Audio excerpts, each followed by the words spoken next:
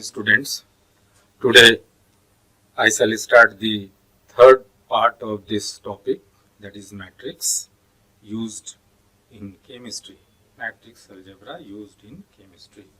So we will start from unitary matrix. This is the definition: when the adjoint of a matrix is equal to its inverse, then it is called unitary matrix.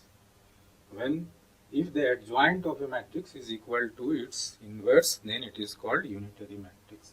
Let us consider a matrix A, and if A prime is the adjoint of matrix A, and this adjoint of matrix A, that is A prime, is equal to A inverse, then the matrix A is said to be unitary matrix. Very simple. A कोई matrix दिया गया है, सबसे पहले उसका हम adjoint देखेंगे. अगर ए प्राइम उसका एडजॉइंट है और उसका एडजॉइंट ऑफ मैट्रिक्स ए अगर वो उसके इन्वर्स के बराबर, जहाँ की ए टू द पावर -1 ए का इन्वर्स है, उसके इक्वल होगा, तो मैट्रिक्स ए को हम लोग यूनिटरी मैट्रिक्स कहेंगे. ये कंडीशन भी फॉलो होगा कि A prime into A is equal to I or A into A prime is equal to I, where I is the unit matrix. So there are two terms. यहाँ पर ध्यान रखेंगे कि दो अलग अलग टर्म है. ये यूनिट मैट्रिक्स है और ये यूनिटरी मैट्रिक्स है. यूनिट मैट्रिक्स को हम लोग पहले डिफाइन कर लिए कि उसके जो स्क्वायर मैट्रिक्स, इनके डायगोनल जो है सो 1 होते हैं, अदर एलिमेंट्स आर 0, तो ऐसे को हम लोग यूनिट मैट्रिक्स बोलते हैं. Next, system of linear equation. This is very important. ये बड़ा इंपॉर्टेंट है क्योंकि अब हम लोग एप्लीकेशन पार्ट में आ रहे हैं कि अगर इस तरह का इक्वेशन दिया गया है, दो इक्वेशन दिए गए हैं, 2x - y is equal to 4 and 3x + 2y is equal to 13, and we have to solve this equation for the values of x and y. तो किस तरह से सॉल्यूशन करेंगे, उसके एक मेथड है और मैट्रिक्स के मेथड का इस्तेमाल हम लोग करते हैं और इक्वेशन को सॉल्व करते हैं. हमारे केमिस्ट्री में जो क्वांटम मैकेनिक्स के जो प्रॉब्लम्स जो होते हैं, उसमें बहुत जगहों पर इस तरह के प्रॉब्लम आते हैं, उनको सॉल्व करना पड़ता है, इसीलिए मैट्रिक्स का यूज़ हम लोग कर रहे हैं. अब कैसे हम लोग करना है, तो कुछ स्टेप्स हैं. सबसे पहला कि जो इक्वेशन दिया गया है उसके लिए हम लोग को मैट्रिक्स नोटेशन लिखना पड़ता है. ये मैट्रिक्स नोटेशन कैसे लिखेंगे, तो ये इक्वेशन नंबर 1 जो लिखा हुआ है, ये मैट्रिक्स नोटेशन है. ये कोई भी इक्वेशन जो दिया गया है उसके लिए A X is equal to B, where A is the matrix of coefficients of variables in the equations. मतलब कि जो इक्वेशन में जो वेरिएबल्स हैं, यहाँ पर एक्स और वाई वेरिएबल है, और तो एक्स और वाई जो वेरिएबल है उनके जो कोफिशिएंट है उसको लेकर के हम एक मैट्रिक्स बनाएंगे और उसका नाम हम लोग दिए हैं ए.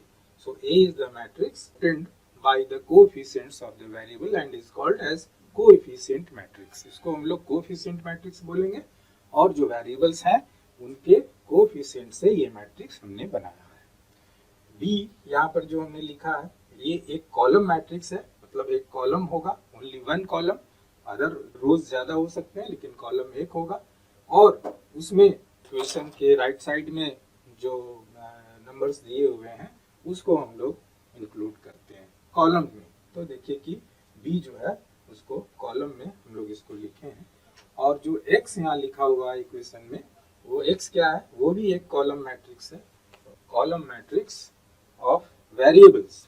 कॉलम मैट्रिक्स ऑफ वेरिएबल्स, तो वेरिएबल्स कौन है, तो एक्स और वाई दो वेरिएबल हैं, तो एक कॉलम मैट्रिक्स बनाएंगे. कॉलम मैट्रिक्स मतलब सिर्फ एक ही कॉलम होगा, इसलिए एक कॉलम है और ये दो वेरिएबल हैं. इस तरह से A X is equal to B को हमने इस तरह से लिखा है और उसका ये मीनिंग है.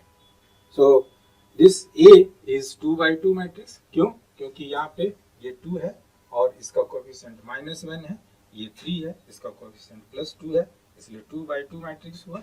और ये एक्स जो है वो एक कॉलम मैट्रिक्स है. किसका, तो जो वेरिएबल्स हैं उसका. तो दो वेरिएबल्स हैं एक्स और वाई, तो उसको कॉलम में लिखेंगे, एक ही कॉलम में लिखना है, इसलिए रो हो गया इसका 2, चूंकि चूंकि दो वेरिएबल हैं तो दो रो में लिखेंगे, सो 2/1 मैट्रिक्स होगा। और इस दो इक्वेशन दिए गए हैं और दोनों का इक्वल टू का जो साइन है उसके में जो कांस्टेंट है उसको हम लोग जो है सो वो बी के इक्वल है, और वो भी एक कॉलम मैट्रिक्स है, मतलब कॉलम में लिखेंगे। और चूंकि दो इक्वेशन है इसलिए दो रो आएगा।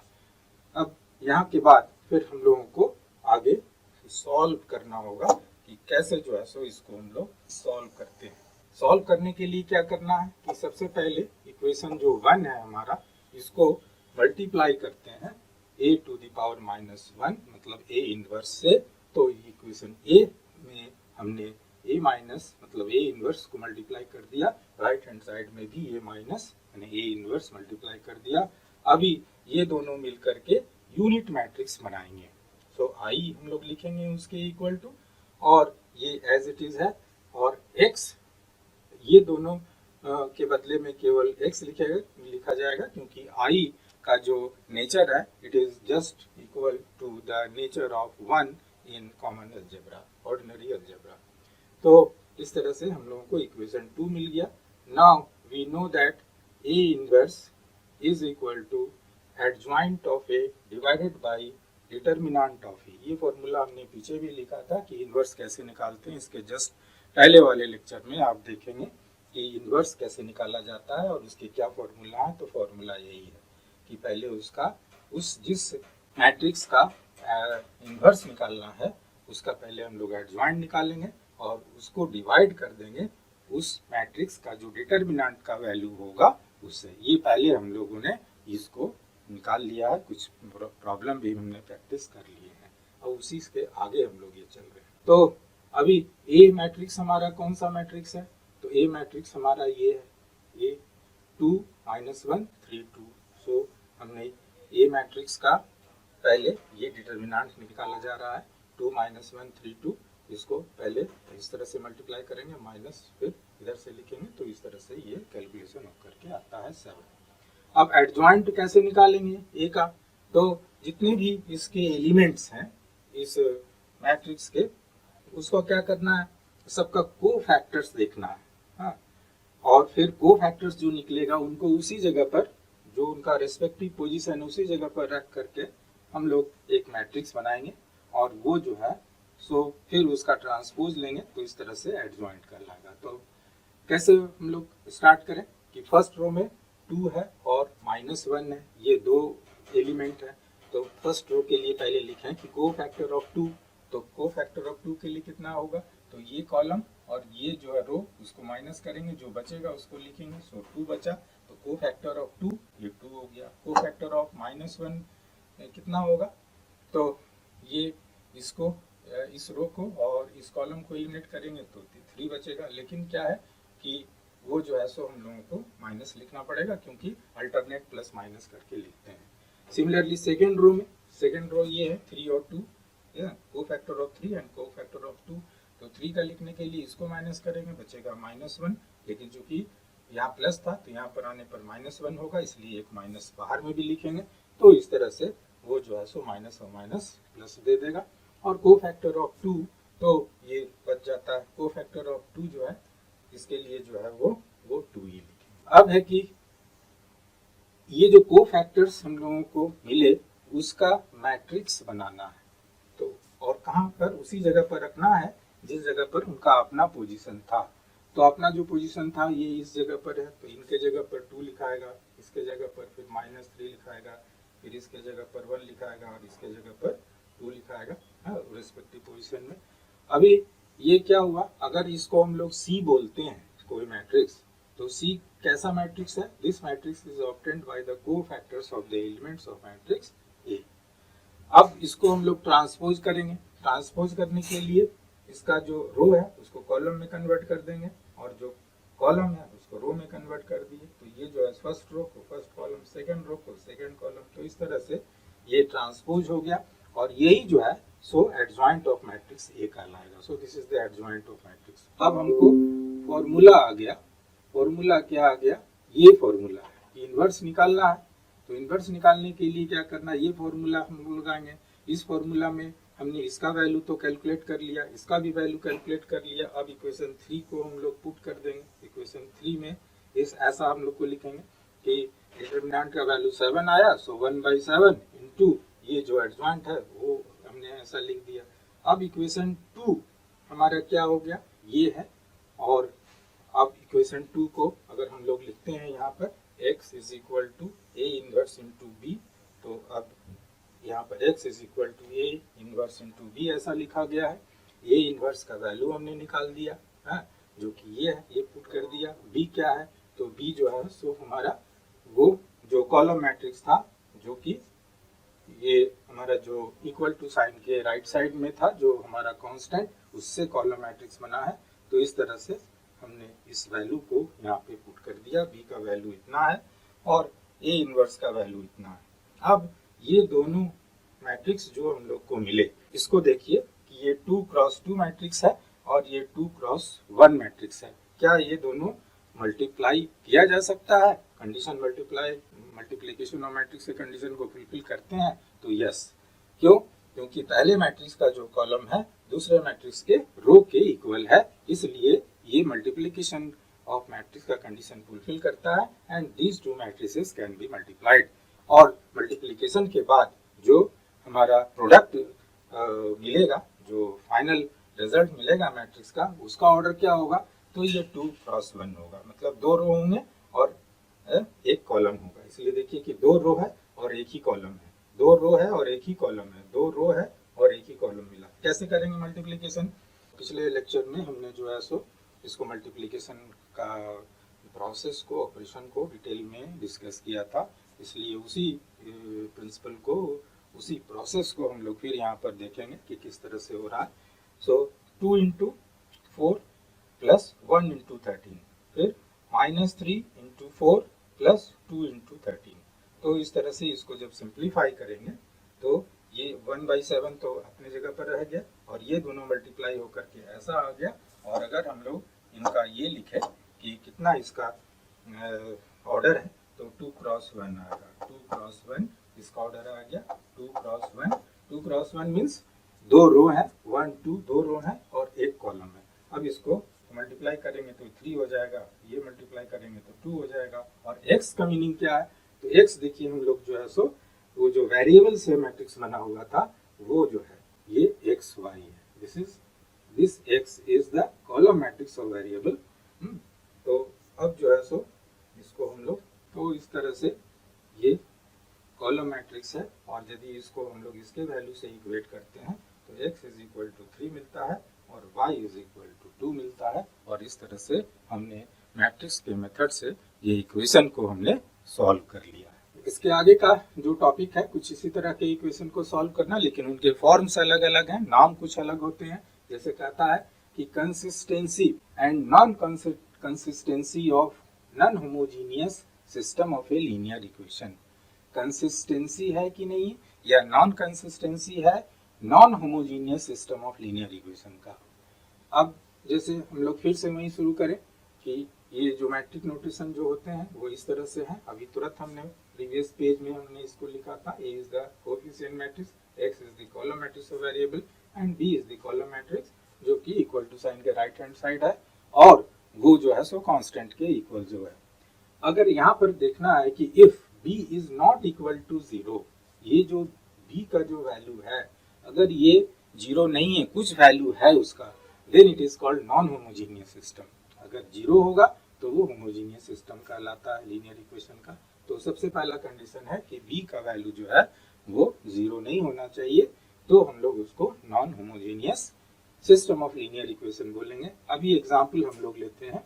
ये मान लीजिए कि इस तरह का एग्जांपल हमने लिया है, इस तरह के इक्वेशंस हमने लिए हैं, a1x plus b1y plus c1z is equal to d1।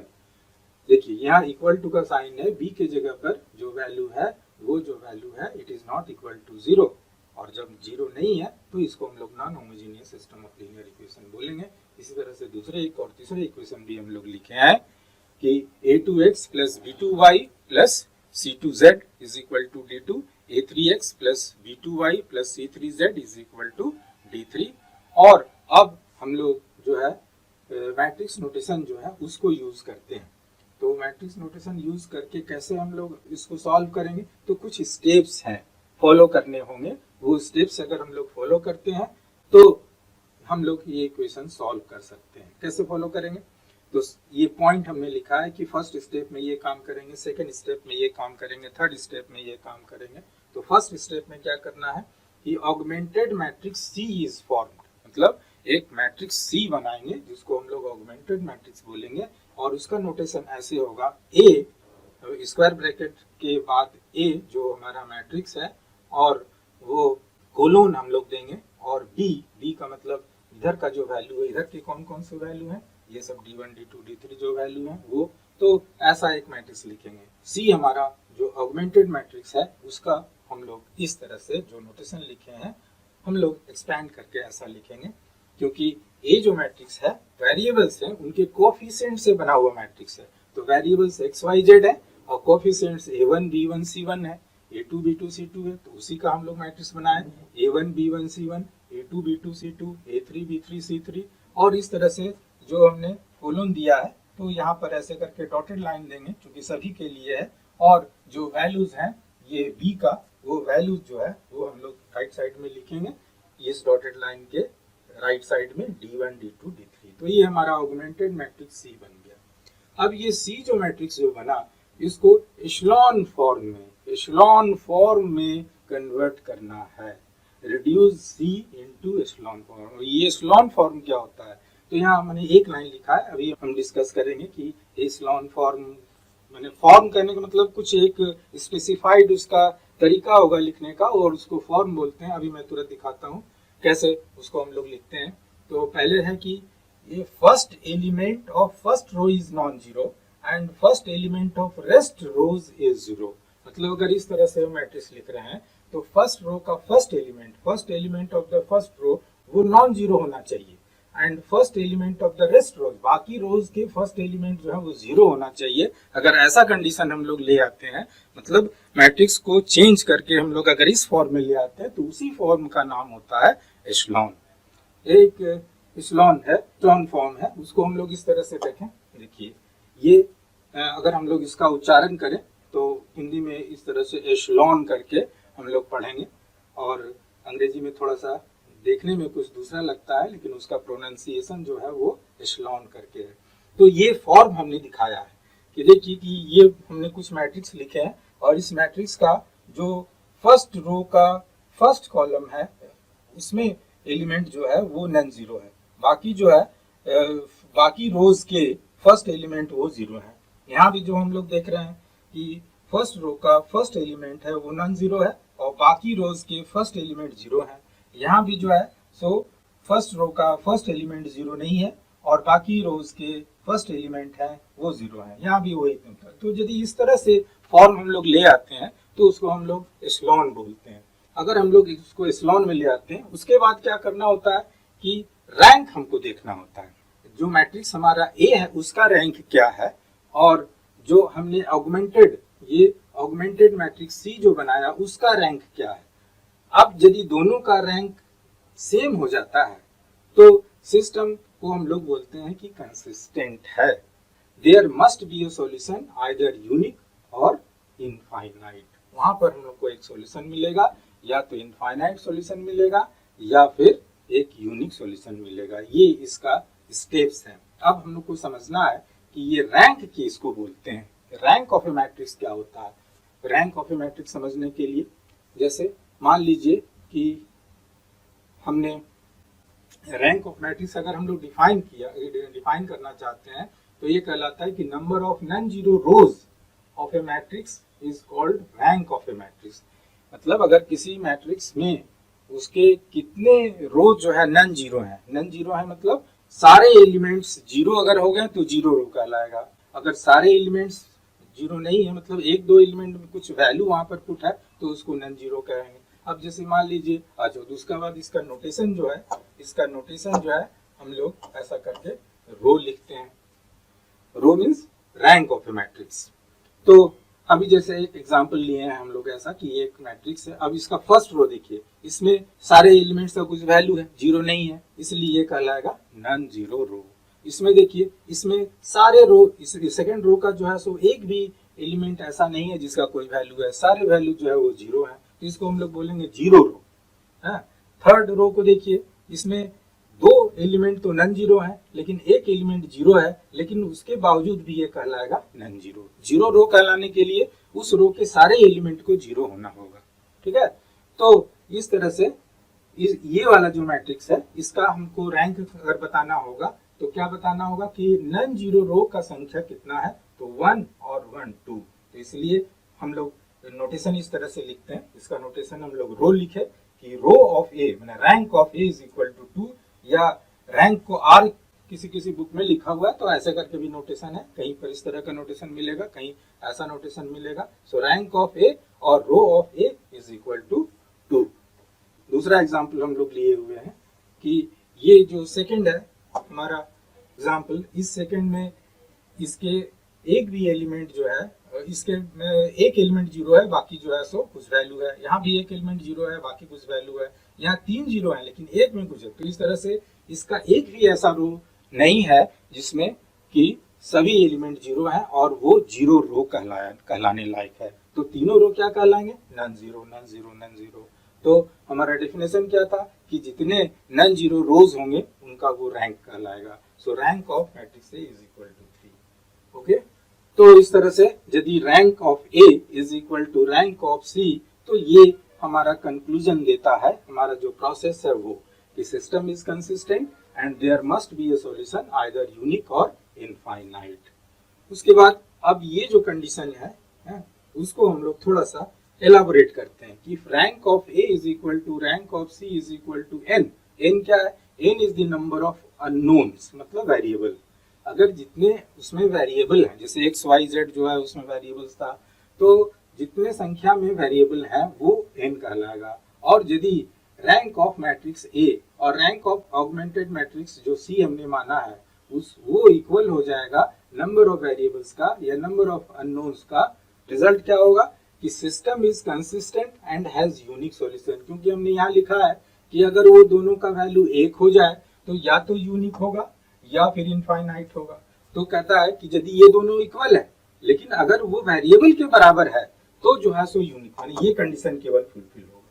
दूसरा कंडीशन क्या कहता है कि rank of A is equal to rank of C and it is less than number of variable. माने वेरिएबल का संख्या जितना है, जैसे एक्स वाई जेड अगर 3 वेरिएबल है और 3 से अगर कम आता है उसका रैंक ए का भी और सी का भी, तो क्या होगा, system is consistent and has infinite solution. मतलब इसका दूसरा वाला जो कंडीशन है वो फुलफिल करेगा। तो इस तरह से यहाँ पर there must be a solution either unique और इनफाइनाइट। ये जो दो कंडीशन है, दोनों कंडीशन का ये अलग अलग मीनिंग है। अभी उसमें एक चौथा कंडीशन, ये हम लोग जो स्टेप्स जो लिख रहे थे फर्स्ट सेकेंड थर्ड, तो ये फोर्थ स्टेप ऐसा है कि if rank of A is not equal to rank of C. क्योंकि अभी तक हमने चला था कि if rank of A is equal to rank of C, अभी हमने ये कंडीशन ले रखा है कि if rank of A is not equal to rank of C, तो क्या उसका रिजल्ट आएगा या क्या उसका मीनिंग निकलेगा, system is inconsistent and has no solution. अगर वो दोनों का रैंक इक्वल नहीं है तो फिर सिस्टम जो है सो इनकंसिस्टेंट कहलाएगा और उसका कोई सॉल्यूशन नहीं होगा। ये हमारे जो है सो प्रोसेस हो गए, ये हमारे जो स्टेप्स हो गए, इसी स्टेप्स को फॉलो करके हमको वो जो इक्वेशंस दिए जाएंगे उनको मैट्रिक्स मेथड से सॉल्व करना है। So step 1 2 3 and step 4। अब हमको प्रॉब्लम में आना है, ये हमारा प्रॉब्लम है, ये इक्वेशन दिया गया है, इक्वेशन को हमको सॉल्व करना है। सो इक्वेशंस कि x plus 2y minus z is equal to 3 और 3x minus y plus 2z is equal to 1, 2x minus 2y plus 3z is equal to 2, x minus y plus z is equal to minus 1। There are 4 equations, 4 equations दिए गए हैं और कहता है कि ये show that, दिखाना है कि दिस इज कंसिस्टेंट, ये जो है वो कंसिस्टेंट है और इनको सॉल्व भी करना है। तो कंसिस्टेंट बनाने के लिए क्या हम लोगों को दिखाना पड़ेगा, कंसिस्टेंट है कि नहीं, ये दिखाने के लिए क्या करना पड़ा कि rank of A is equal to rank of C. अगर rank of A is not equal to rank of C तो क्या होगा, इनकंसिस्टेंट है।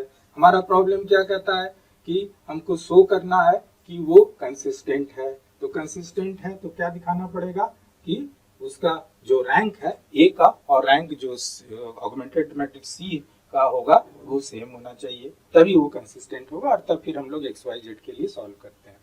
थोड़ा तरीका अलग होता है।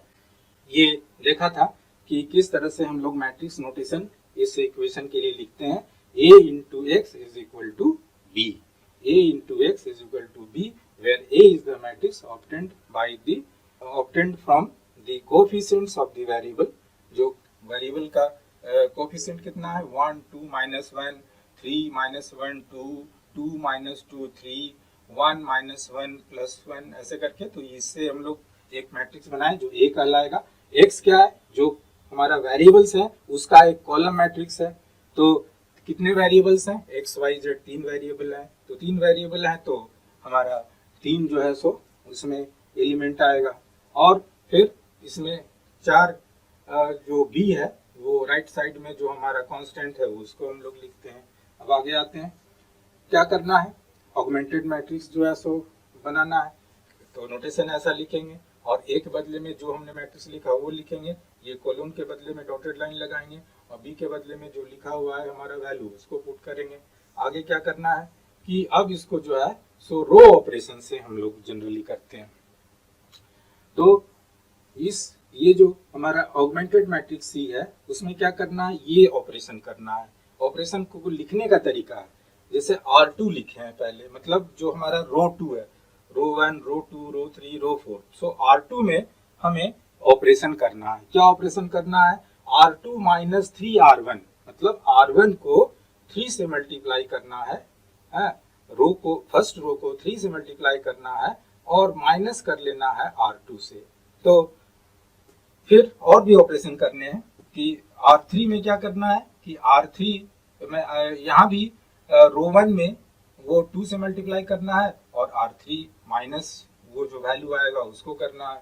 फिर R4 में भी ऑपरेशन करना है, क्या करना है कि R4 - R1, मतलब R4 के जो एलिमेंट हैं उसको R1 से हम लोगों को माइनस करना है। तो इसी तरह से थोड़ा यहाँ पर सारे जो है सो आगे भी जो है सो हम लोग रो को ऑपरेशन सब दिखाए हुए हैं, सेम ऑपरेशन से हम लोग काम कर रहे हैं। यहाँ R3 में जो है सो R3 + 6R2 है, यहाँ R4 में ऑपरेशन करना है R4 + 3R2। तो इस तरह से हम लोगों को ये आएगा। लास्ट में ये हम लोगों को R3/5, मतलब R3/5, तो ये तो 5 से डिवाइड करेंगे तो सब 0 0 होगा, ये 1 हो जाएगा और ये 4 हो जाएगा। तो देखिए ऐसा आ गया। और फिर लास्ट में R4 है, R4 में क्या करना है कि 2R3 - R1 करना है। तो R4 में 2R3, ये को 2 से मल्टीप्लाई करना है और उसको इसमें से माइनस कर देना है। तो देखिए यहाँ भी जो है सो 0 हो जाएगा, यहाँ भी 0 हो जाएगा। तो अब देखिए कि रैंक निकालना है, तो सी का रैंक कितना आया, तो इसमें जो है सो 1 2 3 रो जो है सो नॉन जीरो है, तो इसका रैंक है 3 आया। और ए का रैंक कितना है, तो ए का रैंक जो है सो हमारा 4 है। ए का रैंक जो है सो 4 है क्योंकि वहाँ पर सारे जो है सो नॉन जीरो हैं। तो देखिए कि rank of A is equal to rank of C, rank of A is equal to rank of C, rank of A is equal to rank of C. तो रैंक ऑफ ए मतलब ये portion और सी का मतलब पूरा पोर्शन। तो देखिए कि इस पोर्शन का भी रैंक जो है सो 1 2 3 हो गया और इस पूरे का भी जो है सो 1 2 3 हो गया। तो दोनों का रैंक जो है सो वो 3 आ जाता है, और 3 आ जाता है तो वेरिएबल के इक्वल है, क्योंकि 3 वेरिएबल है इसलिए system is consistent and has unique solution. Solution निकालने के लिए क्या करेंगे कि जो अबव मैट्रिक्स हम लोग को दिया गया है वो इस तरह से है कि यहाँ पर 1 है तो x 1 × x लिखेंगे, यहाँ 2 है तो 2 × y लिखेंगे, यहाँ -1 है तो माइनस z के पहले -1 है और ये इक्वल टू 3 है। यहाँ पर तो ये 0 ये नहीं लिखाएगा, केवल y लिखाएगा, ये भी कुछ नहीं लिखाएगा, इज इक्वल टू 4 लिखाएगा। यहाँ पर क्या है, ये कुछ नहीं लिखाएगा, यहाँ केवल z इज इक्वल टू 4 लिखाएगा, इसमें कुछ। तो इस तरह से वो जो ऊपर वाला जो मैट्रिक्स है उसका वैल्यू ऐसा आता है, और इसको यदि हम लोग सॉल्व करते हैं तो x का वैल्यू -1 आता है, और x का वैल्यू यदि -1 हम लोग पुट करते हैं तो y का वैल्यू 4 है ही है, z का वैल्यू 4 है, और इस तरह से ये इक्वेशन हमारा सॉल्व हो जाता है। So this is the method by which we solve the equation by matrix method. Thank you very much.